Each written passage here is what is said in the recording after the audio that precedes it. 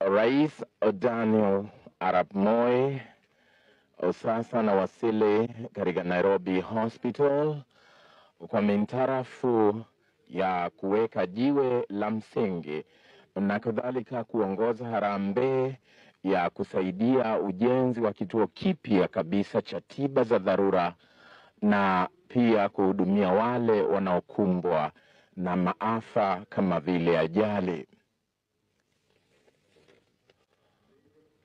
Kwa sasa hivi hospitali hii inakabiliwa na uhaba mkubwa wa vifaa kutokana na ongezeko la wagonjwa, na hivyo kulazimika kuandaa harambee hii ili kupanua huduma zilizoko na kadhalika kuimarisha vifaa vilivyoko.